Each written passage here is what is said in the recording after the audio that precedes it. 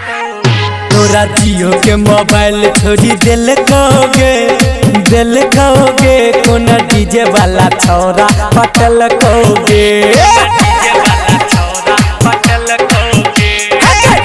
के मोबाइल तोरा दिल कहोगे हगे दिल कहोगे कोना डीजे वाला छोरा पटल कहोगे ओमे जियो के सिम तोरा दिल कहोगे हाँ दिल कहोगे ओमे जियो के सिम तोरा दिल कहोगे हाँ दिल कहोगे कोना डीजे वाला छोरा पटल कहोगे हगे जियो के फोन तोरा दिल कहोगे हाँ दिल कहोगे कोना डीजे वाला छोरा पटल कहोगे।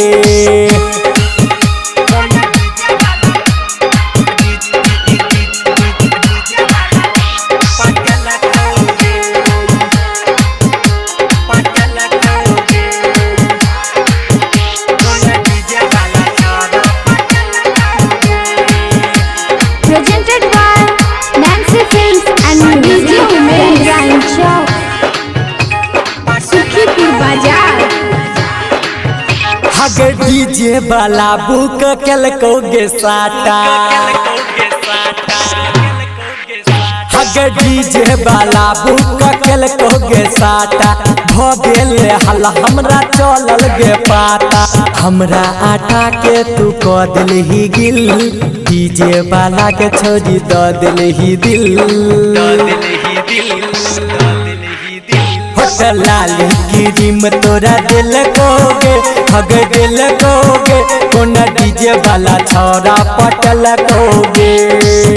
हग जियो के मोबाइल तोरा दिल कहोगे हग दिल कहोगे कोना डीजे वाला छोरा पटल कहोगे।